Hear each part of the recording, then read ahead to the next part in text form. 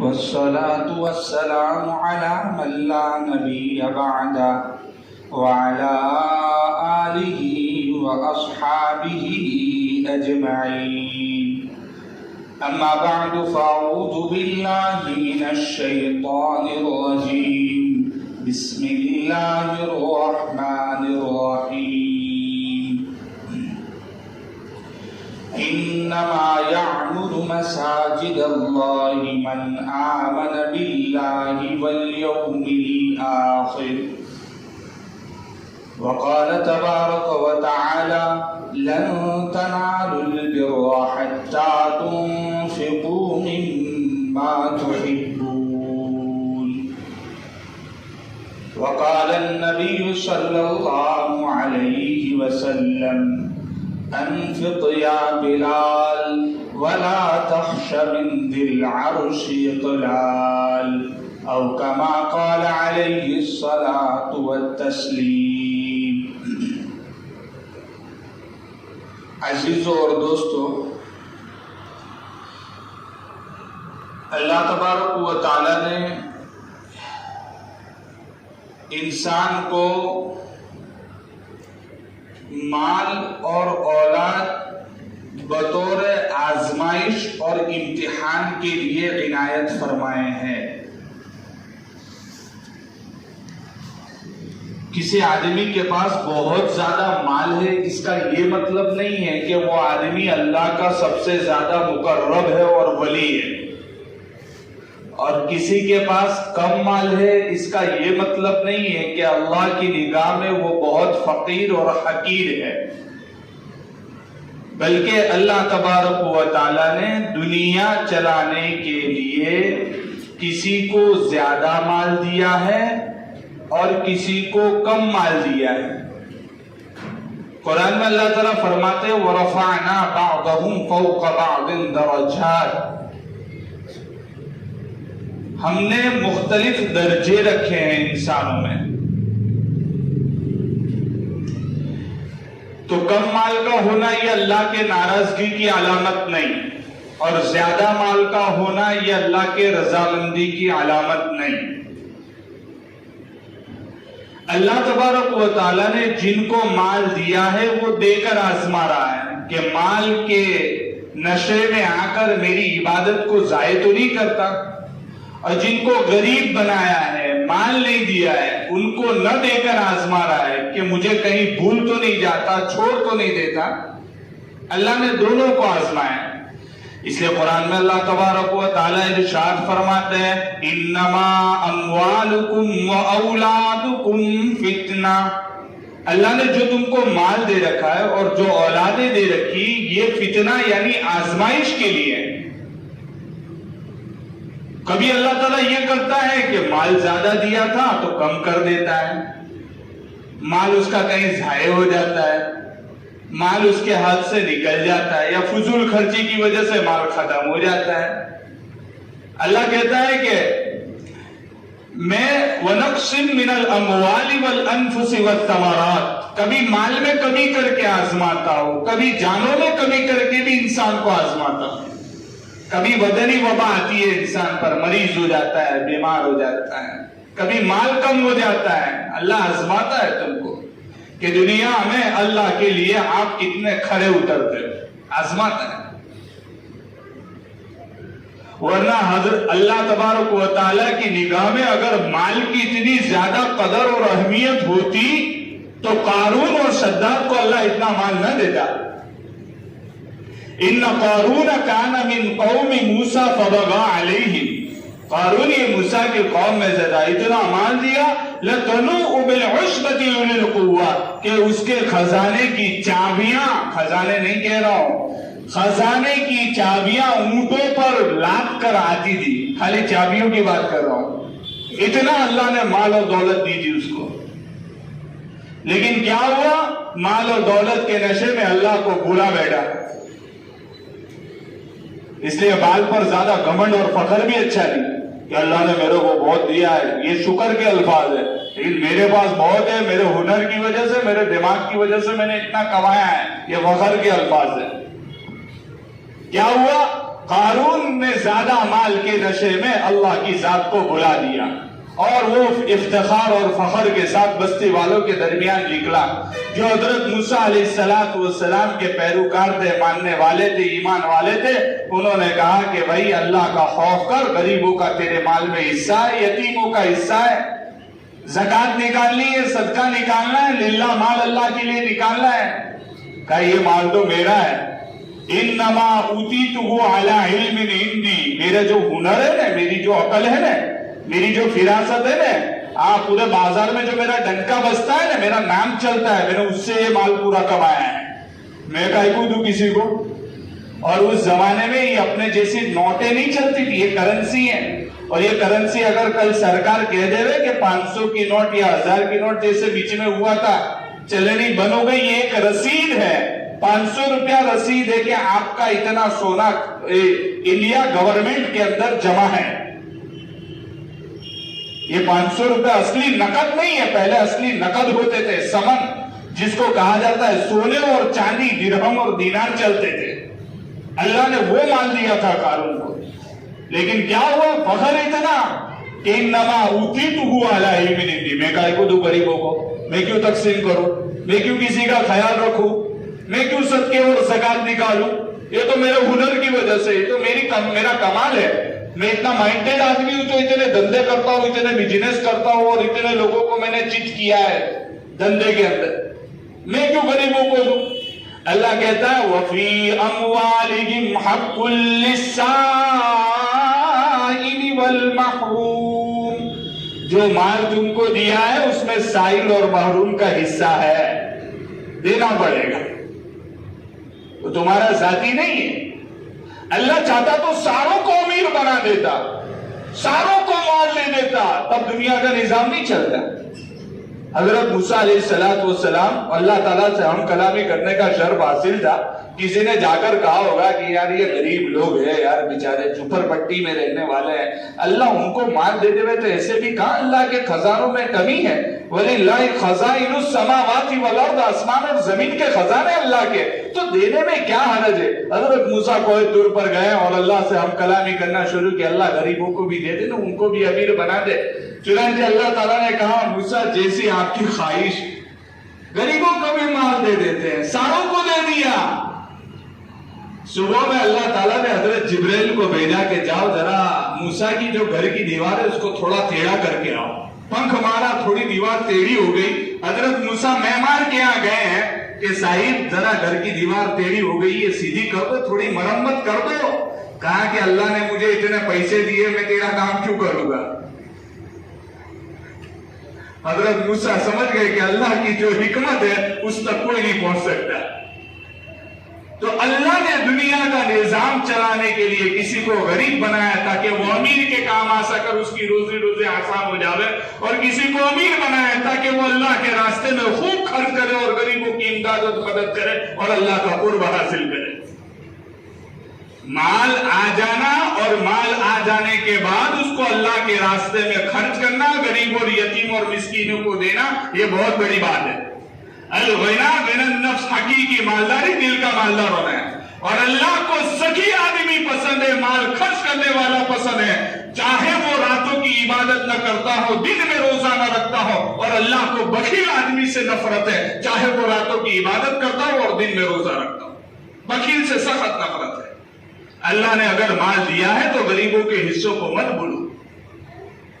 اس لیے جو ہے جن حضرات کو اللہ تبارک و تعالیٰ نے مال سے نوازا ہے، وہ حضرات ضرور بھی ضرور مال کو خرچ کرنے کی فکر کریں۔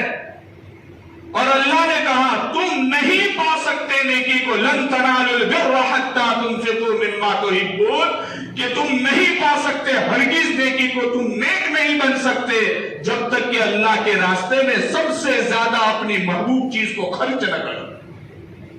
اور میں آپ لوگوں سے پوچھوں کہ سب سے زیادہ انسان کو کیا چیز محبوب ہے؟ کہ جس کے لیے عبادت نمازیں بھی چھوڑ رہا ہے، روزے بھی چھوڑ رہا ہے، گالی گلوچ سنتا ہے، ایسے گھر میں کبھی نہیں سنے گا یار۔ ہاں گھر میں اور محلے میں کسی کی اکڑ کو برداشت نہیں کرے گا، لیکن کام پہ جاتا ہے، وہاں سیٹ نے 2-3 گالی دے دی نا تو بھی آرام سے سن لے گا، کوئی بات نہیں بھائی، ہم کو یہاں سے انکم ملے گی تو 2-3 تو سننا پڑتی ہے.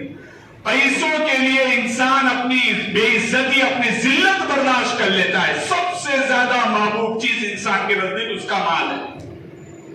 اللہ فرماتے کہ نیک بننا ہے تو اپنا سرمایہ اپنی کمائی ہوئی پونجی اللہ کے راستے میں خرچ کرنی پڑے گی, اور وہ انسان سے ہوتا نہیں. جب آیت کریمہ نازل ہوئی لا تنالوا البر حتى تنفقوا مما تحبون, یہ آیت کریمہ نازل ہوئی تم نیکی نہیں پا سکتے جب تک کہ اللہ کے راستے میں محبوب چیز خرچ نہ کر دو. ایک صحابی اللہ کے رسول صلی اللہ علیہ وسلم کی خدمت میں آئے, کہا کہ مدینہ کے قریب میرا ایک باغ ہے اور باغ کے اندر 300 کھجور کے درخت تھے. اس وقت بہت مہنگی چیز سمجھی جاتی تھی, اور وہ بھی بالکل سٹی کے قریب. زمین آج کل کیا ویلیو ہے آپ سمجھ سکتے ہو. کہا یہ آیت پر مجھے پہلے عمل کرنا ہے, میں نے اللہ کے راستے میں پوری زمین صدقہ کر دی. اللہ کے رسول صلی اللہ علیہ وسلم نے فرمایا اس کی چندہ ضرورت نہیں ہے, آپ زمین اپنے پاس رکھو اور اس کی پیداوار یا زمین کے بارے میں اللہ کے رسول صلی اللہ علیہ وسلم نے فرمایا کہ بھائی وہ اپنے رشتہ داروں کے اندر تقسیم کر دو. کس کا حق بتایا پہلے؟ رشتہ داروں کا. نے چاچا ماموں پوچھے کہ بھائی تیرے پھوپا تو بہت مالدار ہے, تیرے کو کم سے کم 5-6 ہزار روپے تو مہینے کی انکم ہوگی. دوسرے بھی یہی سمجھتے ہیں 5-6 ہزار تو بہت کم بولے, 10 ہزار روپے تو اس کو دیتے ہی ہوگے ہر مہینے. بولے وہ ماموں اور چاچا دوسروں کے لیے, اپنے لیے کچھ نہیں ہے بھائی, اپنے اللہ بھروسے جی رہے لے. وہاں چاچو اور ماموں کا جہاں نام بولا تھا نا کہ بھائی فاروق بھائی اور شکیل بھائی ان کی طرف سے اتنے روپے آئے ہیں, وہی چاچو اور ماموں کے پیسے جاتے. اللہ معاف کرے, لوگ پیسے بھی دے رہے اللہ کے راستے میں تو دکھاوا کر رہے, نام نمود اور شہرت, کہ میں دے رہا ہوں تو میرا نام آنا چاہیے. اور اس نے اگر 10-15 روپے مسجد میں دیے ہوں گے تو امام صاحب سے گئے آپ پنکھا چالو دینا چاہیے امام صاحب, ہاں اپنی بھی انکم آتی ہے مہینے کی, سنبھل کے ذرا یہ چھاتی نکال کے چلے گا. محلے میں کسی غریب کی مدد کی ہوگی 50 لوگوں کو جا کے بتائے گا. حالانکہ اللہ تعالیٰ فرماتے ہیں کہ اللہ کے رسول صلی اللہ علیہ وسلم فرماتے ہیں کہ دائیں ہاتھ سے دو تو بائیں ہاتھ کو بھی پتا. ان تبدوا الصدقات فنعما هي وان تخفوها وتؤتوها الفقراء فهو خير لكم. اگر تم ظاہر میں صدقہ دیتے ہو تو کوئی حرج نہیں, دوسروں کو ترغیب مقصود ہو تو, لیکن اگر خفیہ طور پر صدقہ دو کسی کی عزت ڈھانپنے کے لیے, کیونکہ باعزت لوگ ہوتے ہیں, کچھ آپ کے سامنے کبھی آ کے سوال نہیں کریں کہ غیرت مند ہوتے ہیں. آپ نے دے دیا, لو بند مٹھی سے دے دیا, آپ کا کام چلا دو, آپ کا کام نکال دو, یہ تمہارے لیے زیادہ بہتر ہے. تو آیت کریمہ لن تنالوا البر, تم نیک نہیں بن سکتے, تم مفسر بن سکتے, محقق بن سکتے, محدث بن سکتے ہو. حدیث بیان کرنا شروع کر دو, لوگ آپ کو محدث کہیں گے. قرآن شریف کے معنی, مطلب اور میننگ, مفہوم کو سمجھانا شروع کر دو, لوگ آپ کو مفسر کہیں گے. اور باریک باریک چیزوں کی علمی تحقیق کرنا شروع کر دو, آپ کو لوگ محقق کہیں گے. لیکن اگر دیندار بننا ہے, نیک بننا ہے, تو اس کے لیے شرط یہ ہے کہ اللہ کے راستے میں اپنی محبوب چیز مال کو خرچ کرنا پڑے گا.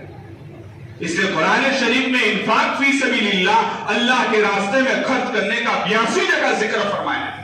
بلکہ ایک جگہ تو 25 پارے کے اندر اللہ فرماتے جب جنتی جنت میں چلے جائے گے, جہنمی جہنم میں چلے جائے گے, جنت اور جہنم والوں کی آپس میں جب بات چیت ہوگی, ہم کلامی ہوگی, دونوں آپس میں بات کریں گے, بھائی کیا وجہ بنی تمہارے جہنم میں جانے کی, یہ تو ذرا بتلاؤ. ما سلککم فی سقر, کیا وجہ بنی, تم جہنم میں کیوں گئے, کچھ تو کیے ہوگے کانٹ دنیا میں, تو آج جہنم میں جانا پڑا. تو سب سے پہلے کہیں گے قالوا لم نک من المصلین. 5 وقت مؤذن پکار کر کہتا تھا بھائی آجا, کامیابی نماز میں ہے, فلاح اور بابود نماز میں ہے. میٹھی نیند سوتا تھا, ٹھنڈیوں کی رات تھی, آنکھیں نہیں کھلتی تھی. جماعت والے بھی بیچارے آتے تھے, چلا کر گھر کے دروازے پر دستک دے کے کہتے تھے 5 وقتہ نمازوں کی پابندی کرو.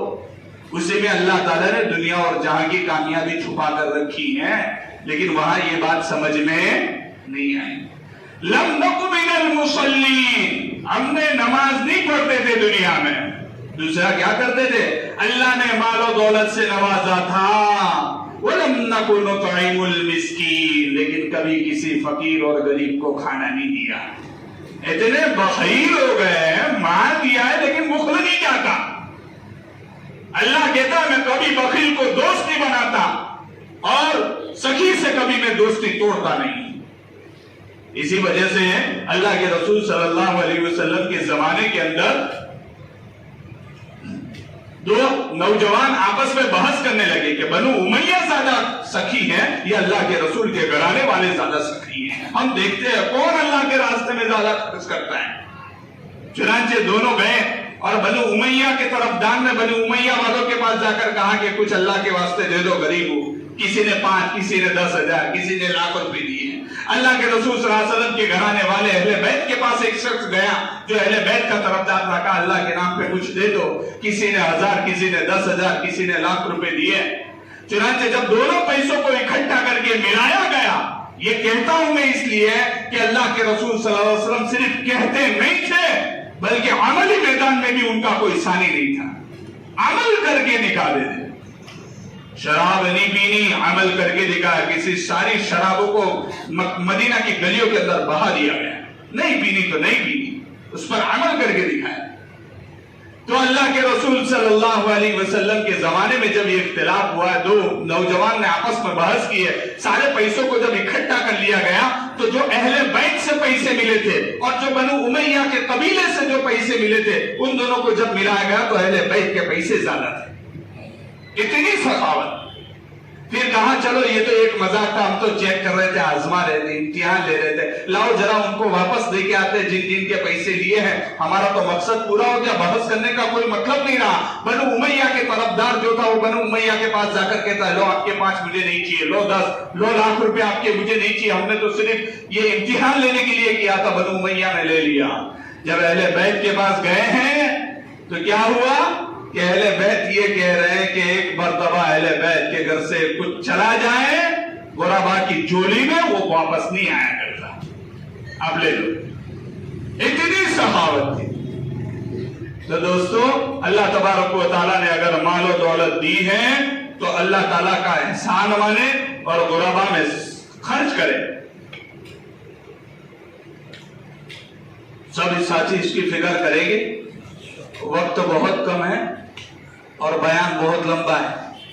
اللہ تعالیٰ سے دعا کریں انشاءاللہ دوسری مرتبہ انشاءاللہ صدقے کے تعلق سے, للہ رقم کے تعلق سے جو مال اللہ تعالیٰ نے آپ کو دیا ہے. بعض اوقات یہ ہوتا ہے کہ آدمی یہ سمجھتا ہے کہ میں اگر اللہ کے راستے میں 10 روپے دیتا ہوں تو شیطان یہ سمجھاتا ہے کہ تیرے 100 روپے میں سے 10 کم ہو گئے, 100 روپے میں سے تیرے 10 کم ہو گئے. الشیطان یعدکم الفقر ویأمرکم بالفحشاء. شیطان آپ کو یہ کہتا ہے کہ تو غریب ہو جائے گا, مت دے. واللہ یعدکم مغفرۃ منہ وفضلا. لیکن اللہ یہ وعدہ کرتا ہے کہ تو 10 روپے اللہ کے راستے میں خرچ کرے گا. قسم خدا کہ میں اتنا غیور ہوں کہ تیرے 10 نہیں بلکہ تیرے 10 کے ڈبل ٹرپل چوبل. بلکہ اللہ تعالیٰ کہتا ہے جیسا تیرا اخلاص ہے دنیا میں بھی اس کا بدلہ دے دوں گا اور آخرت میں بھی اس کا بدلہ دے دوں گا. اللہ کسی کے باقی نہیں رکھتا ہے. تم کیا سمجھتے ہو 100 روپے تم نے مسجد میں دیے تو اللہ نے تمہارے 100 باقی رکھے ہوگے؟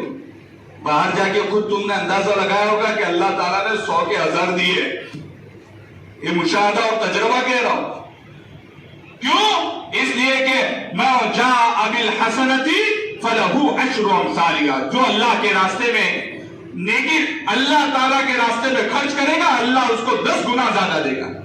اسی وجہ سے رابعہ بصریہ بہت بڑی نیک عورت گزری ہے. ایک روٹی اللہ کے راستے میں صبح صدقہ کی. بھائی غریب یتیم ہے, چلو لے جاؤ ایک روٹی. بازو میں سے شام کے وقت کچھ روٹیاں آئیں, 9 تھی لگ بھگ. خادمہ سے کہا کون ہے جو دروازے پر دستک دے رہا ہے, جا کے دیکھو. کہا کہ وہ کوئی روٹیاں ہدیہ دینے کے لیے آیا ہے. کہا کتنی ہے؟ کہا 9 ہے. کہا ریٹرن کر دو. خادمہ بھی تعجب میں, ایک تو آتا ہے ایک تو مانگ کے کھانے کا اوپر سے گرم کھانے کا. لے لو نا چپ چاپ. 9 روٹی ایک تھی وہ بھی تم نے صدقہ کر دی, روزہ افطار کیسے کرو گے؟ کہا نہیں واپس کر دو.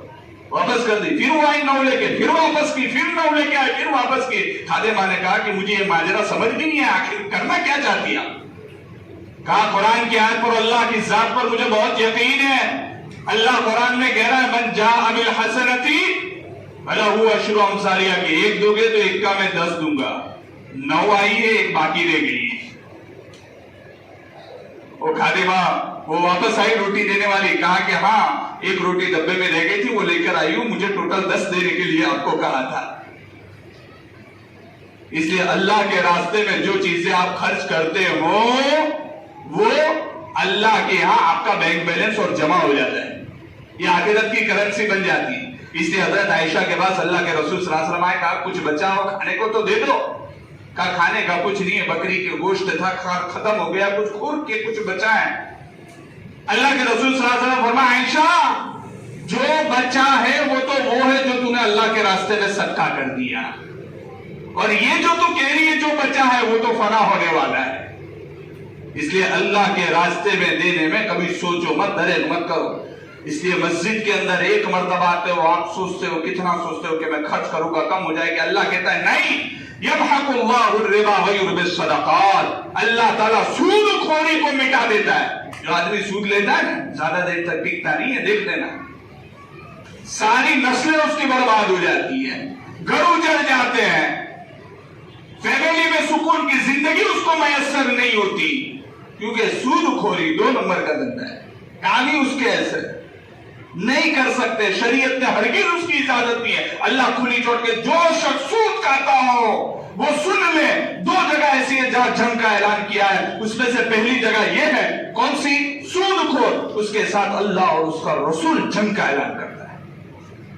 और उसका सबसे अदना गुनाह ये है, सबसे अदना, बहुत सारे गुनाह है सूदखोरी के, सबसे अदना गुनाह ये है कि वो अपनी सगी मां के साथ अपना मुंह काला करे।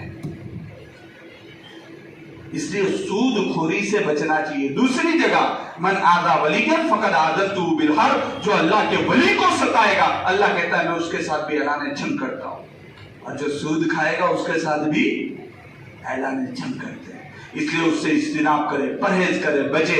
आज जो लोग बेचारे अपनी गुनाहों से तौबा करके राह रास्त पर आते हैं, वो अपनी पिछली सूद की रकम को भी सदका कर देते हैं। नहीं, वो नहीं। कोई ऐसा होता है सूद करके मैं अल्लाह के रास्ते में जाऊंगा ना, मक्का मदीना हज करने को जाऊंगा ना, तब मेरे ओरिजिनल पैसे, हलाल पैसे लेकर जाऊंगा। तो तू जो पेट में भर रहा है आग सूद की, वो जायज है। सूद की आग भरना पेट में जायज है। वो लौथड़े को कब्र की मिट्टी भी नहीं बख्शेगी जो सूद से पला होगा। इसलिए उससे इज्तिनाब करें। और मस्जिदों के अंदर खास करके हमारी मस्जिदों की जरूरतों को हमारे जिम्मेदार आपके सामने कहते नहीं है, लेकिन आपको नजर आता है। अल्लाह के रास्ते में खूब दो। इन्नमा यअमुरु मसाजिदल्लाहि मन आमन बिल्लाह, उस शख्स के ईमान की अल्लाह गवाही देता है जो शख्स मस्जिदों का ताउन करे, माली एतबार से भी और इसी तरीके से मस्जिदों को आबाद करने के एतबार से। हम माली एतबार से तो कर सकते हैं, ये जान और हम माली हमारा नहीं, याद रखना। इन्नल्लाह अश्तरा मिनल मुमिनीना अनफुसहुम व अम्वालहुम बिअन्न लहुमुल जन्नह, ये अल्लाह ताला ने हमारी जान भी खरीद ली है, माल भी।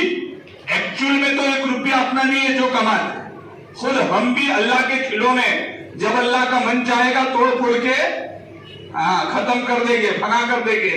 अल्लाह की जात के अलावा कोई बाकी रहने वाला, लेकिन अल्लाह तबारक व तआला ने हमें जो पैसा दिया है वो अल्लाह के रास्ते में खूब खर्च करें।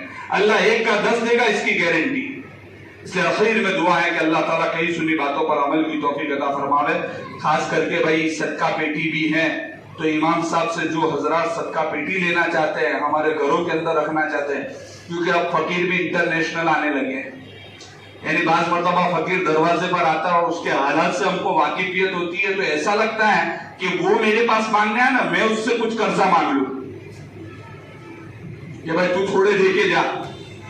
इसलिए सदका पेटी भी है तो इमाम साहब से वसूल कर ले, और खास करके मस्जिदों का खूब ताउन करें। सब साथी नियत करते हैं कि इंशाअल्लाह अल्लाह के रास्ते में खूब देंगे इंशाअल्लाह। जो हजरात बाकी है जिनकी सुन्नत है अदा कर ले। सुभान अल्लाह।